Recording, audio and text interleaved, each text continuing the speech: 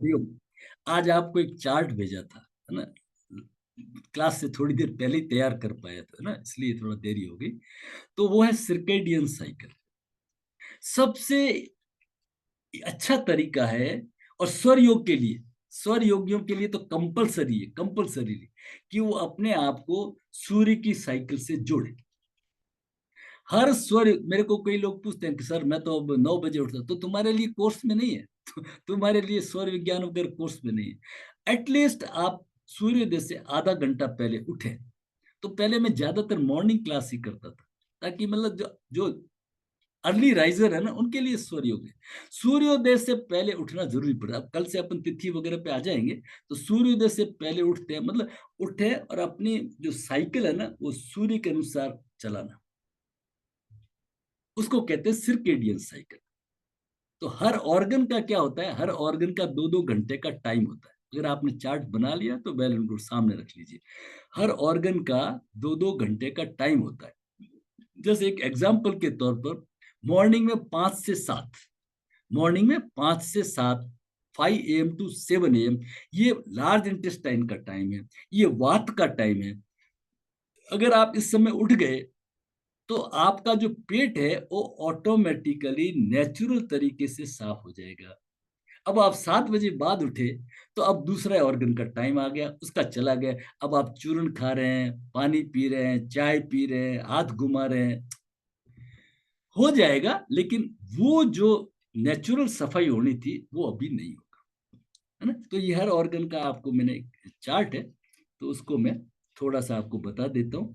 1 AM to 3 AM यहाँ से चलेंगे, रात को 1 बजे से 3 बजे तक। तो इसमें लीवर हमारा डिटॉक्सिफाई करता है। जो भी टेढ़ा मेढ़ा आपने खाया था, वो इस समय लीवर हमारा एक्टिवेट होता है।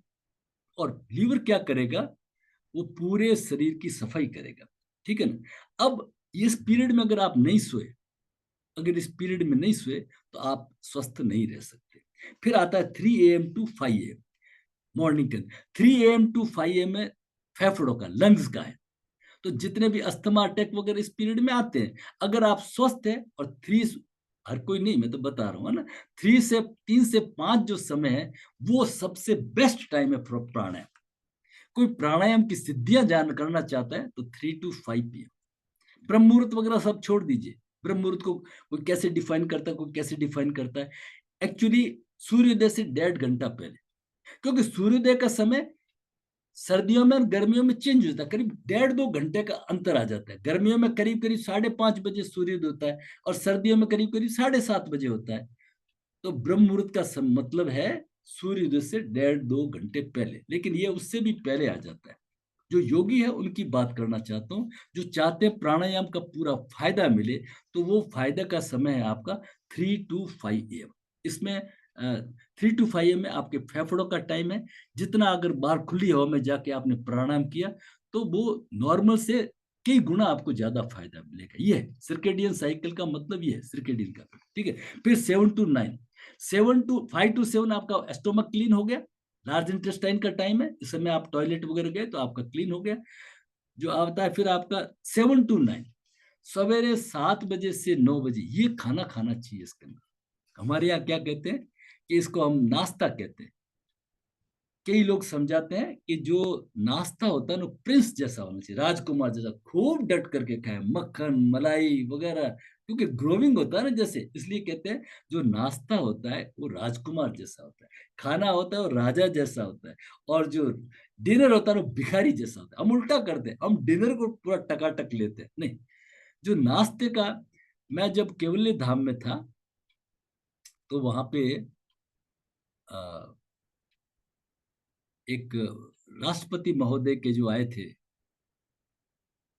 डॉक्टर, नेचुरोपैथी वाले, उन्होंने कहा जो हमारा ओल्ड ट्रेडिशन था ना, ये हमारा ओल्ड ट्रेडिशन, कि जितने भी कारीगर वगैरह लोग हैं ना, वो सवेरे तैयार वगैरह होकर के अपना अच्छा सा खाना खा करके, है ना, और फिर निकल जाते हैं। टिफिन वगैरह ले जाने का उन दिनों में रिवाज नहीं था।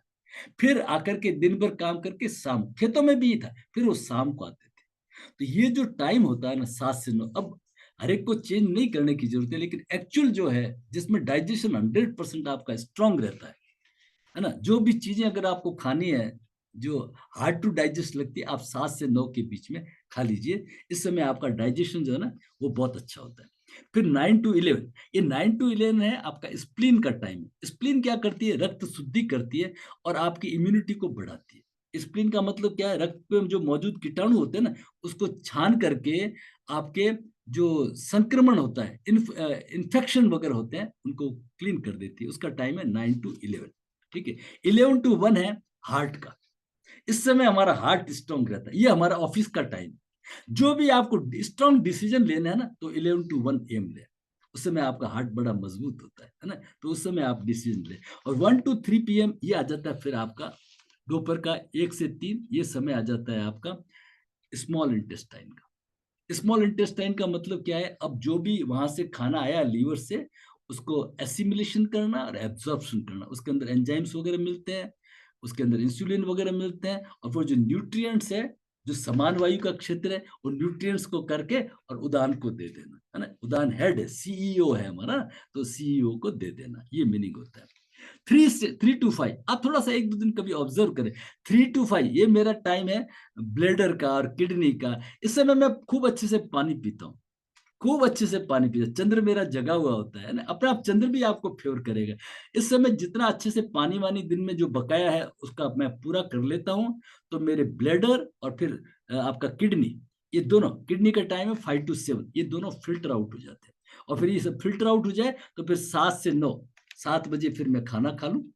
और ये जो आगे जाकर के 7 से 9 का पीरियड है, ये आपके पेरिकार्डियम इम्यूनिटी का है, यादाश्त जल्दी होती है इस समय। अगर कोई पढ़ता है तो उसको इस पीरियड में यादाश्त उसकी अच्छी होती है। 9 to 11 PM ट्रिपल बार्मर है, इम्यूनिटी बढ़ाने के लिए है। और 11 to 1 अगेन आपका जो गाल ब्लेडर वगैरह नई कोशिकाएं बनना, ग्रोथ का है।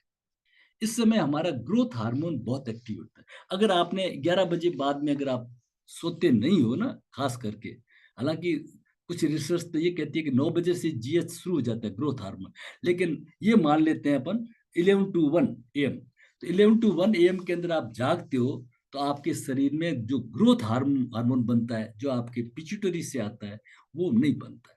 आपकी ग्रोथ बाधित हो जाती है। तो इस तरह से ये सर्केडियन साइकिल है। अगर इस सर्केडियन साइकिल को हम फॉलो करते हैं तो सर्केडियन साइकिल का मतलब सूर्य के साथ, प्रकृति के साथ हम जुड़ते हैं ना, तो हम हमेशा स्वस्थ रहते हैं। इसको कहते हैं सर्केडियन। एक जो हमारे ये हमारा स्वर योग है, इसके अंदर क्या होता है? जल्दी जल्दी चेंज हो जाता है, 1 घंटे में चेंज होता है, 2 घंटे में होता है, कभी आधा घंटे में हो जाता है। ठीक है ना। 5 से 7, 5 से 7 आपने अगर सवेरे का पूछेंगे तो लार्ज इंटेस्टाइन है, इसके अंदर वात का समय भी यही है। और इस समय अगर आप टॉयलेट जाते हैं तो अच्छा ठीक है, तो क्लीन हो जाता है। और इवनिंग का जो 5 और 7, ये मैंने 3 से 5 और 5 से 7 जोड़ दिया। 3 से 5 तो ब्लेडर का और 5 से 7 है किडनी का। तो किडनी के उसका फिल्ट्रेशन, किडनी का काम है फिल्टर करने का। तो आप अच्छे से पानी वगैरह पिएंगे तो किडनी पूरा डिटॉक्स कर देगी, साफ कर देगी, ब्लेडर भी आपके क्लीन हो जाएंगे और एकदम रिलैक्स हो जाएंगे। इस तरह की समय। ठीक है। अब जो हम ये श्वास प्रश्वास स्वर योग का लेते हैं, ये थोड़ा अर्ली होता है ना? तो इसको कहते हैं अल्ट्राडियन साइकिल। नंबर ऑफ साइकिल है, खास करके सर्केडियन साइकिल बड़ी फेमस है, वो कहलाता है अल्ट्राडियन साइकिल। एक लंबे समय के बाद में आती है, उसको कहते हैं इंफ्राडियन साइकिल, जिसको मेंस्ट्रुएशन साइकिल 28 दिन में जो आती करती है, इस तरह से लंबे टाइम के बाद में उसको कहते हैं इंफ्राडियन साइकिल। तो जब सर्केडियन साइकिल बैलेंस होती है तभी सब साइकिल बैलेंस होती है। इसलिए स्वर योग किसी को साधना है तो उसको ये सब साइकिल्स को फॉलो करना पड़ेगा। ठीक है, हरिओम। अब मैं इसको पहले